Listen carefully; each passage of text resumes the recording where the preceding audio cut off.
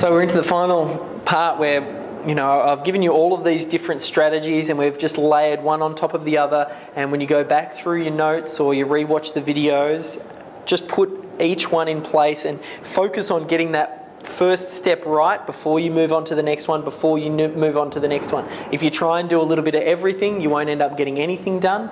And you'll actually find that incrementally, this just builds upon itself. Doing step 1 is going to make step 2 easier, make step 3 easier, and it just kind of rolls on from there. So I just wanted to bring you back to what we talked about and some things we talked about at the start of the day. Firstly, you need to make sure that you understand that the business, building a good solid business, it's more of a marathon than it is a sprint. This is not something that you don't build a business overnight and you'll be the next Richard Branson by Monday morning. It takes hard work. I've given you the strategy and the game plan that could shortcut years and years of building, but the fact is it still takes a hell of a lot of hard work. It takes effort, but the rewards are worth it. And what I'm showing you is how you can build a business that you can do the work once but get paid forever. That's really what it's all about. And I want to make sure that now that we've started to plant all of these seeds throughout today, we've planted so many different seeds in your mind, you want to make sure that you give them time to start to grow. You don't want to plant them and then go dig them up in a week or so and wonder where that fruit is.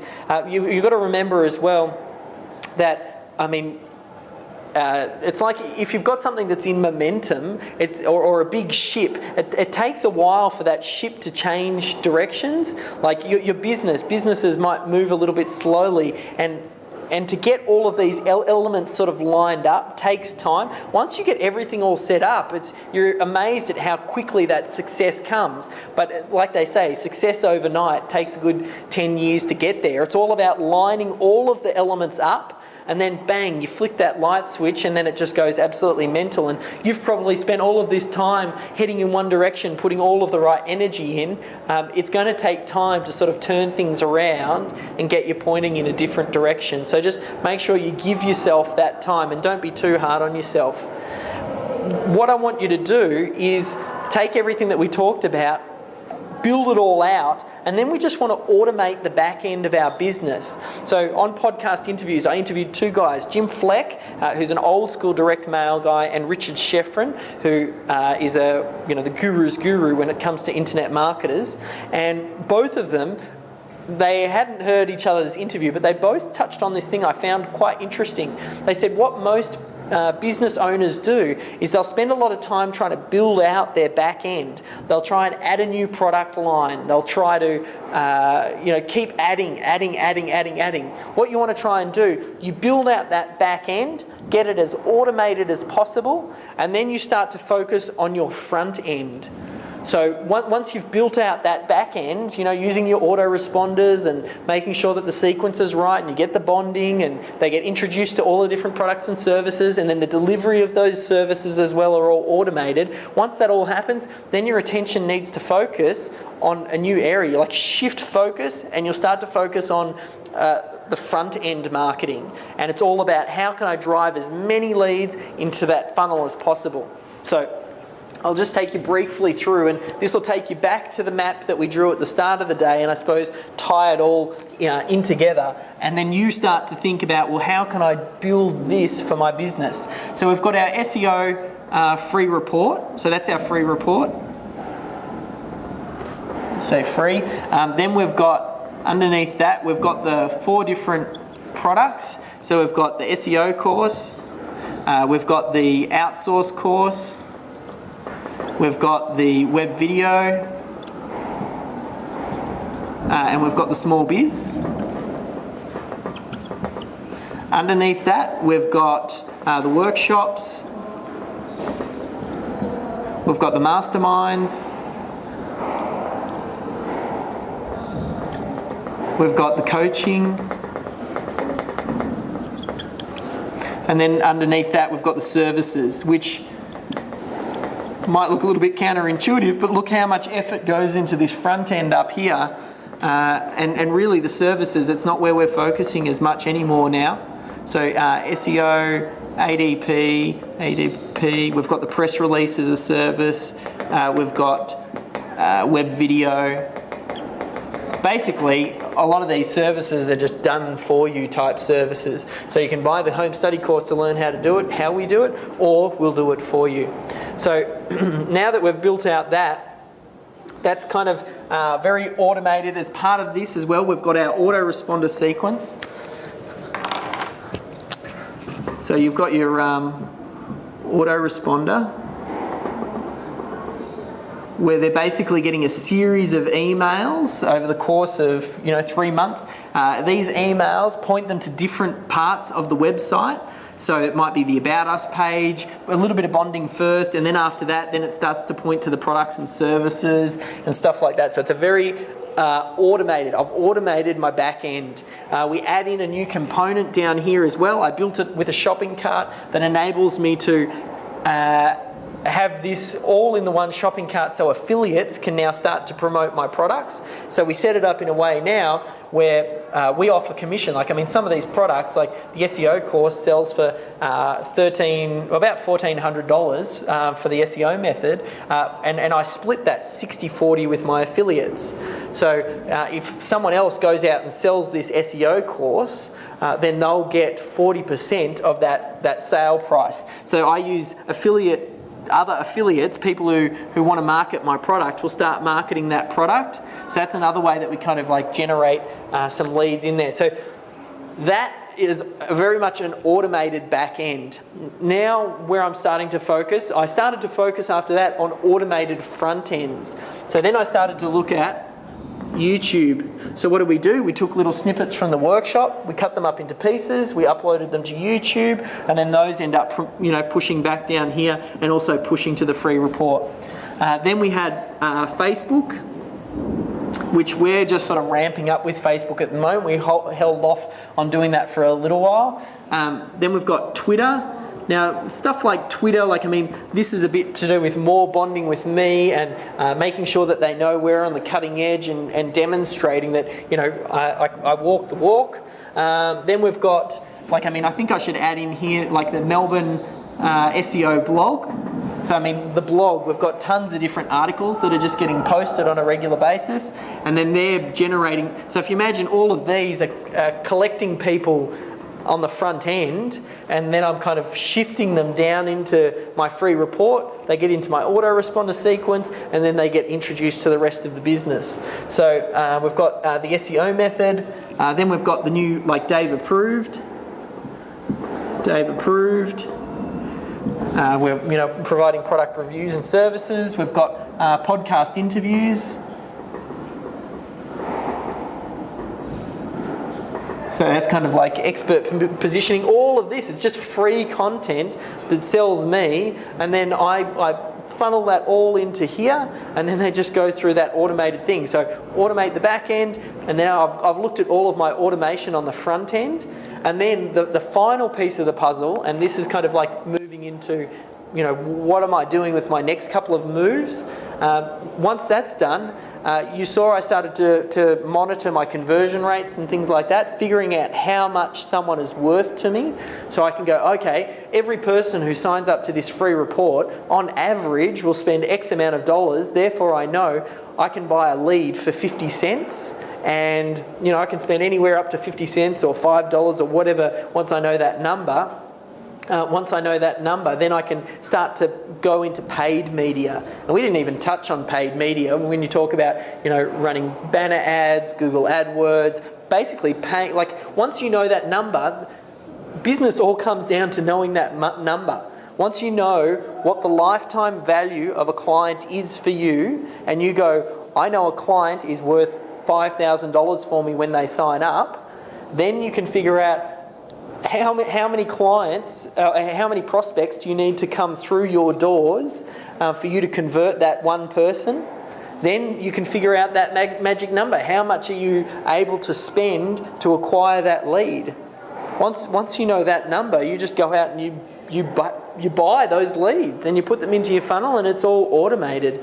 So, and then once that kind of happens, that's when I kind of step out of the business and then we move into more asset acquisition, which I talked about at the start of the day. We start to buy web properties around this that can help support this, where someone else has already built up a website with a community of, maybe I buy a forum, an internet marketing forum, where I could buy that forum and then I could just plug all of these products and pitch it to this here. That's me buying a good asset.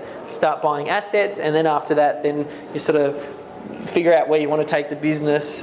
Anyway, that's kind of like... Holiday there too somewhere? Yeah, there's a holiday down here. So the good thing about holidays is, we've started hiring a team, and we've got quite a good team over in... it's almost like cash for comment. That was good timing. We've hired a team over in the Philippines, and now we get to go to the Philippines, and it's a business expense. So we're heading over to the Philippines early next year, meet the team, and then have the holiday on the back end of that. So now that I've showed you how to build out all of that, you can't build it on your own. That's a hell of a lot of work. I know I've crammed a lot into one day. Now you need to make sure that you start to build that team. I didn't have a photo of you, Sally, otherwise you would be up there too. You can't do it alone. You want to make sure that you build your business like McDonald's. Make sure that you build it very systematized, and so that you automate those core central business systems so it can run without you. Once that happens, then you want to start to hire A players. An A player is someone who just makes stuff work. You'll find an A player can work with average systems and they'll still do a great job. A B player will work with the most amazing systems and still screw it up.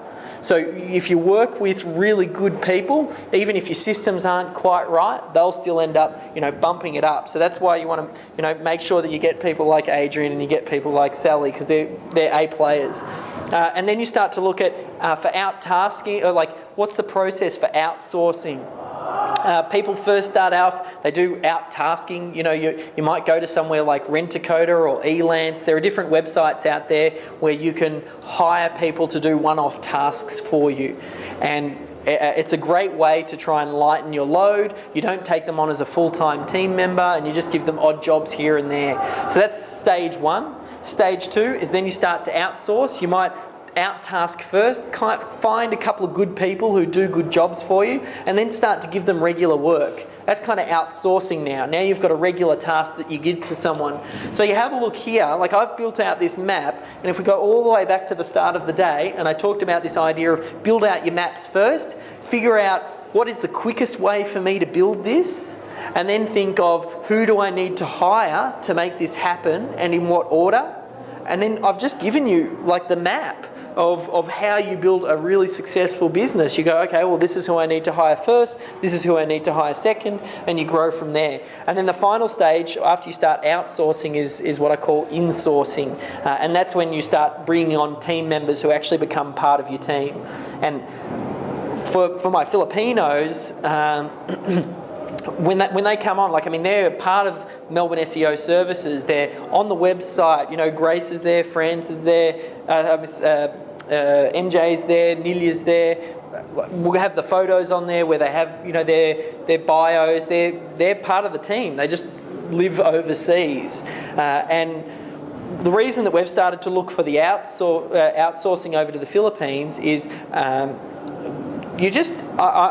Sometimes it's hard to find people as good a workers and team members here in Australia than you do over in the Philippines. The Philippines, they have an amazing work ethic. They really have a desire to please. They've got an excellent command of the English language. You've got geo arbitrage where I can pay them extremely good money over there. For them, $6 an hour is extremely good money. They might go get a job for $2 an hour, but I'll pay them a lot more because I'll reward them. I'm paying them more than they'd get locally, but it still makes so much sense for me because I'm paying pennies on the dollar to hire these team members who can execute anything here as good as, any of the team members who are locally. So, I mean, we've got people who write for us for the Melbourne SEO blog. We've got people who are, building those backlinks. We've got people who set up podcast interviews, building up that team member. And the Philippines has been, great for us, and we've got some fantastic team members from over there. How do you actually find A players? We use a method we call the George Foreman method. And the reason we call it the George Foreman method is because you give them a real good grilling. And the way that you do it is, firstly, you've got to know who it is that you're looking for. Like, who is an A player? What is it that makes them an A player? Get really clear on the type of person that you're looking for. And by drawing out these maps that I talked about, you'll know who you should be hiring. And then you want to make sure that you write an ad that hooks them. So this is, again, where sales comes into it. When I wrote an ad on Seek just recently for the position that Sally just filled, we had well over 100 applicants come through our process and apply for that position, and we sort of whittled it down to the cream of the crop, and then you're looking at the cream right over there. And that process, it came about writing an ad that spoke to the person that we were looking to hire. So, I mean, when we hired Adrian and we sat down with Ben, my current, like the other video guy who was there before Adrian, and we talked about, well, what is it that's important to someone who's making video? What they want to make sure that they're making videos that are going to get seen on a worldwide audience. That's what so I wrote that into the ad. If you're someone who's interested in video, who's looking to learn how to use web video because it's the way of the future, and you want to get a worldwide audience and get your stuff seen all around the world, then you better read this ad, because you might have found what it is that you're looking for. And that's how we sort of opened it. So you want to make sure that you write those ads correctly. Then you make sure that, we advertise the position. After we advertise it, we've just shifted something recently now, and it's working really well for us. Rather than getting people to send in different resumes, we send them straight from the job ad to go ahead and fill out a survey. They go out and fill a 20-minute survey first. And what does that do? That means we don't have to look through all of the resumes that come through, because a whole lot of people are just going to disqualify themselves because they won't take the time or make the effort to fill out the survey. And the person who won't fill out the survey isn't an A player anyway, so I don't want them. So that's a good thing. And then of the people who do fill it out, a lot of people, they might not fill out all of the questions. Okay, well, if you can't be bothered with something as easy as filling out a survey, then chances are when you come through to actually doing the job, you're probably going to let other things slide as well. So having that questionnaire up front has worked really well for us. And then after that, then we get them to send in a resume. We pre-screen the resumes and look for, certain attributes. These days now, and early on I used to take on people who hadn't had any experience, but now I really like people who've at least had some experience. It just makes it easier to work with. And then we get them to complete a small task. So if you imagine each step of this, we run a job ad, we get lots of applicants, then we pre-screen it, then we ask them to do a small task. This is before they even get to an interview. So I sent Sally an email and said, can you write an email? We've got a client who is having trouble playing some DVDs. Can you write him an email and what would you say to him? So Sally wrote up that email, and we said, we're running a workshop. Can you put together a spreadsheet? We're just a few little small easy tasks. It's not meant to be complicated or anything like that. It's just to see how they go with the small things. Like Sally, I think one of the things that made yours stand out, very good attention to detail. Like, I mean, there was, it looked like she'd actually thought through it. And I think with the email that you sent, you put it almost like on a Melbourne SEO letterhead, and you coloured the S and the E and the O, and we were like, oh, it's good attention to detail. And then the final stage is interviewing, and we do that top grading style. So there's a good book, if you haven't read it, by Brad Smart called Top Grading, and it's all about how to interview. And the long and the short of it is you want to make sure that when you interview people, you interview them to find out about their history and their past, because you'll often find people have reoccurring themes. If you interview someone and they said, oh yeah, I used to work for this place, the reason I left is, the boss was an absolute arse, he was always on my back. And then the next job, they say, oh yeah, so I worked here, and so why did you end up leaving that job? Oh, you wouldn't believe it, the boss there, such an arse, he was always on my back. And then you moved on to this new position. So why did you leave there? And it's the same recurring thing. And they don't notice it when they're going through, but it's quite obvious when someone has this same recurring theme that the problem isn't necessarily the job. There's a good chance that they are the problem and they just keep on going to the same problem. So we have two people, actually it was three, Age and Ben were in there, and usually it's one person doing the interviewing, asking the questions, and then one person who's scribing and writing down sort of answers and stuff like that. So that way I can focus on the questions and the scribe can then focus on making sure that they get all of the answers down and things like that. So if you imagine, that's a massive filtering process, and that's how you get A players, and that's how you'll grow your business incredibly quickly. So a real life example, this is MJ. This was just before I flipped and started putting the survey up front, but we ran an ad on jobstreet.com, which is like the Seek over in the Philippines. We got 121 resumes. I pre-screened and did a questionnaire. We got them down to 14. Then from there, 11 of them actually returned doing the questionnaire. 5 of them did the task. We interviewed 3, and then MJ joined the team. So what a massive process to get right down. But I mean, that's the real key is getting good people on your team. I just gave you 10 minutes of how to do outsourcing. We did a full one-day workshop on that one, the outsourcing profit machine. If you want to find out more about that, it pretty much goes through that. So once you've built out all of these maps, you know who it is you're going to hire, you might start to look at doing some outsourcing. Once you've built all of this, like where to after that, you can have a look at then really starting to fine-tune your business. And that's when you start to look at, the 5 ways that you can grow a business. This comes from sort of like Jay Abraham, I think is where I first heard about this. There are really only 5 ways to improve any business. You can increase the number of leads that are coming through your business. You can increase the rate at which you're converting those leads. You can increase the average sale, so how much you're actually getting that person to purchase. You can increase the margin, as in how much money do you make when you sell something. So an info product we make, maybe 10x our money, whereas when we sell a band t-shirt we might only get 100% markup. And then making sure that we get them to repeat sales. They're really the 5 things. So I'm working on a little project at the moment. I probably want to come out with a product at some point in time. Pretty much it's just, I'm coming down now, just working out underneath each one. So under leads, under conversions, just coming up with what are the best 30 strategies for each of those that I'm working on. So this is something that I'm still working on at the moment, but all of those strategies are tested. I've seen other people try and do it, but I think it's coming from old school.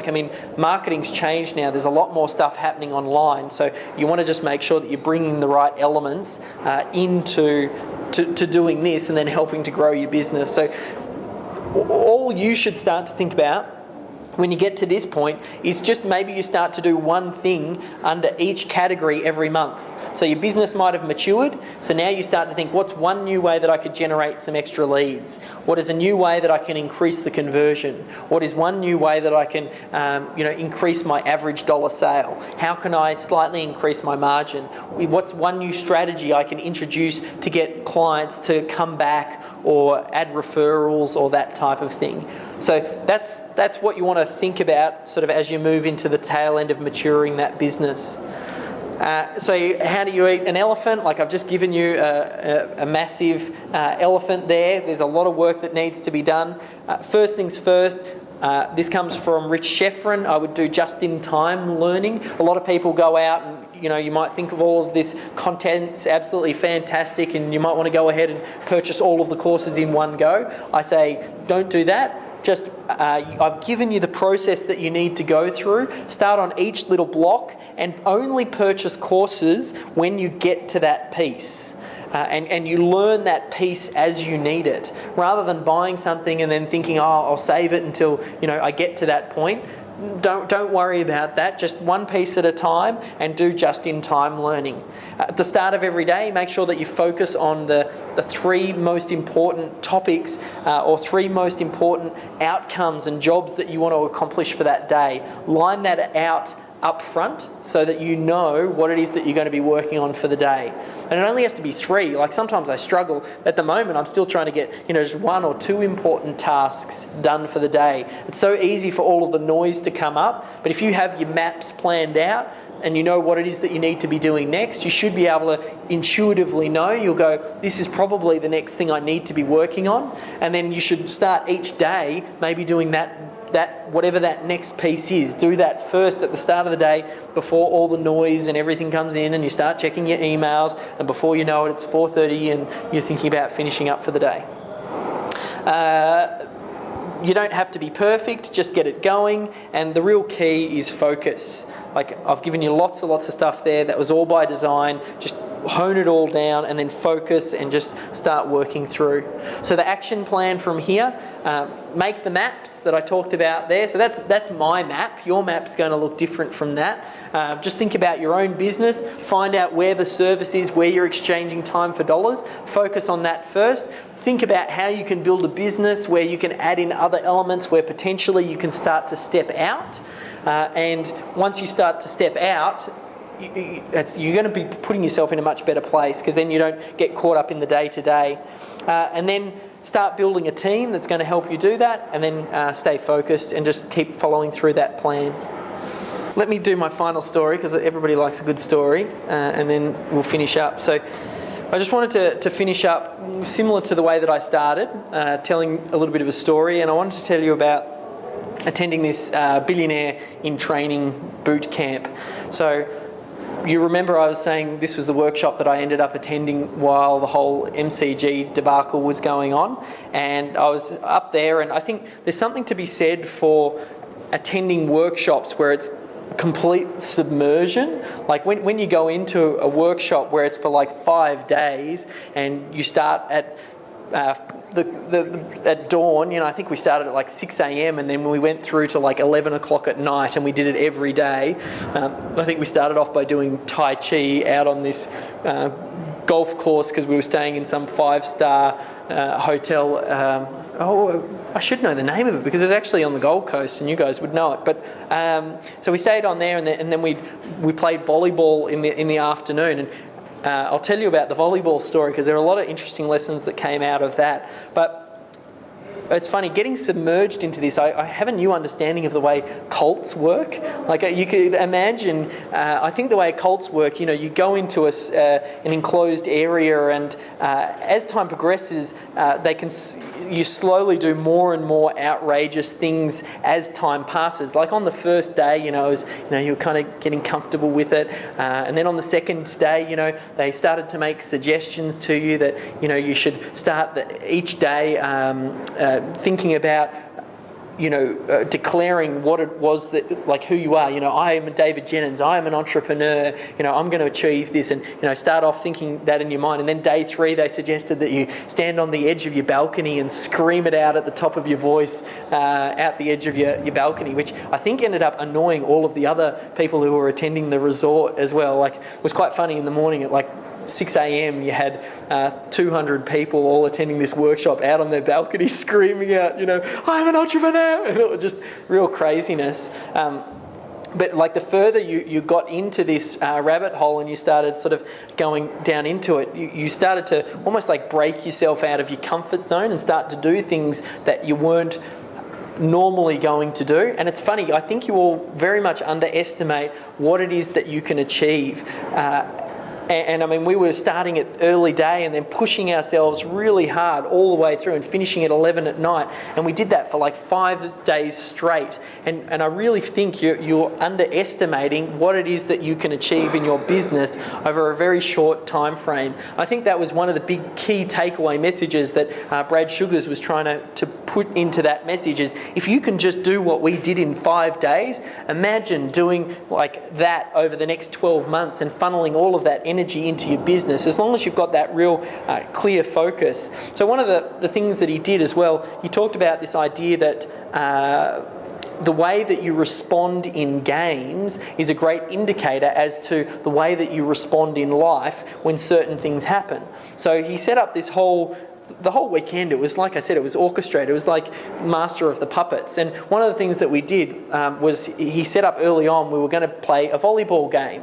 So he broke us up into teams, and this is how we broke up the day. Like, the workshop was all about wealth creation, but I said we started off doing Tai Chi, and then we yelled off the edge of our balconies, and then we went and sat in these seminars that lasted from like 9 a.m. Like, I mean, you think today was a full-on day. Like, I mean, we were going until 11 o'clock at night, and he wanted to demonstrate that what happens in life gets replicated in these games. So when he divided us up into groups, one of the first things that happened was they said, okay, well, I want you to come up with who is going to be the leader of the volleyball team, or the captain for the volleyball team. So for me, we were there, and this was very early on. It was only like day 1 or day 2 when they assigned us to these groups, and they asked around who's going to be the captain. And everybody said, Dave's going to be the captain, Dave's going to be the captain, Dave's going to be the captain. And it was funny, at that time I didn't feel like I was ready to step up. And I was only sort of 20 at the time, 20, 21, because it was around that MCG time. And I didn't realise that, was I ready to be a leader? Was I ready to step up? Like, I don't think you ever really know that you're ready. I don't think you're going to get that feeling where you go, oh, now is the time for me to really step up. I kind of got forced into it. And I didn't think I was ready, but we started having these training sessions, and like, I didn't know how to train volleyball. I don't know anything about volleyball. And after the first training session, I was walking back to my room, and I just happened to overhear, there was another guy, because they broke us all into groups, and everybody nominated their own coach, and this particular volleyball group was still training, and I'd walked by and I overheard that this guy was a volleyball coach, and he'd coached he had coached like the Australian Olympic volleyball team, and he happened to be at this workshop. So I sort of hung around. I sort of caught that in the back of my mind, and I thought, I'll just wait here till he finishes up. So he finished off talking to his group, and they all went, and I said, can I borrow you for a sec? And I pulled him aside and asked him for some pointers. And he gave me a few tips. One of the tips was, he said, you want to create rituals for yourself. He said all peak performing athletes have these rituals that they perform. Like, for example, when you look at a tennis player, sometimes what a lot of tennis players will do is, at the end of each point, what you'll see them do is they turn their back from the net. They swap the hand that they're holding the racket in, and then they'll walk away. And what does that do? In their mind, they've set up this ritual. It gets them to disconnect from that point. They've swapped the racket, gives their hand a chance to recuperate, and then when they get to the end, turn around, swap back, ready to go for the next point. Same with a volleyball player. He was saying just before he does a serve, they'll come out, they'll throw the ball up, and you'll see them, they'll slap the ball. I don't know if you've seen the volleyball players do that. And they go, man, and they smack it really hard. And it gets them in state. It's like a ritual that they've done over and over and over and over. So that way it almost like puts them back into the moment when they're peak performance, and they've trained their mind to know that when I do that, this is a ritual and a rhythm and a routine that I've done a million times before. So an interesting lesson, you might start to think about, well, how can you start to create rituals in your life and the way that you do business to make sure that you do things on a repeatable basis, to make sure that you're optimised and operating at a peak performance. The other thing that he did, he said, because he gave me 3 pointers, he said, also you want to assign team members to different roles. So he had, one person was the person who stands right up next to the net underneath, and their job, he told them what their job was, to make sure that they tapped the ball over at just the right time. And because they were up front, they only did it gently, whereas the person up the back, their role wasn't to hit it over the net. Their role was to make sure that they hit the ball forward and get it closer to the net, so that you get it closer to the person who's either going to just tap it over or spike it over. So making sure that you assign the roles to the right people. And then the final one, which was really important as well, was to make sure that communication is absolutely key. You want to make sure that you communicate really, really well with your team. because when they were going for shots, you'd call it out. You say, yep, this one's mine, just so the rest of the team knew what's going on. And a few of these lessons, it's funny the way that now that I start to think about it, how important they are in life. Like, I mean, that idea of the game echoes what happens in life. And communication, I'm finding, especially with my Filipino team, how important it is to make sure that you communicate really well, especially when you're working in a team environment. So we ended up training, like I said, every day as we sort of led up into the final playoff day. And I remember the playoff day quite vividly because Brad Sugar started off by bringing out $10,000 in like $20 wads. So he just had like $1,000 in little $20 wads, and he had 10 of them. So he just had a whole bunch of cash, right? And then he put it out next to the volleyball thing, and he said, you're playing for $10,000 now. So, I mean, there was a little bit of competition there. We were playing for money, and this was real money. Granted, he probably charges us all $4 or $5 grand a ticket. So, $10 wasn't really that much, considering how much money you would have made from the whole workshop. But the playoff began, and I mean, we did really well. It was great to get that coaching. Like, it's important that you get a coach and a mentor who can show you what it is that you need to do to grow. And like, I mean, I moved through the finals, and we did really good as a team. We got near the end, and then we ended up just getting beat out by the better team. And the guy who was the Olympic volleyball coach, his was the team that actually ended up winning. We didn't play against him, but you should have seen he had this amazing, massive serve that he would do, and it would just crush absolutely everyone. It was like his move, and I think it was because no one else had played volleyball, and he had, so he just had this serve that was it was like an unfair advantage. He'd just sit there and go bang, and hit it up, and it would go like 50 metres up in the air, and then it would just come down on the other side, like right in the back left-hand corner, like he'd done it a million times before, and no one could end up returning it. He ended up winning, but I remember taking away a few sort of key lessons from that. And I remembered, firstly, I mean, it was really good. We played as a team, and it pulled us all together, and the importance of needing a coach, and everything that you've learnt up until now that we've gone through.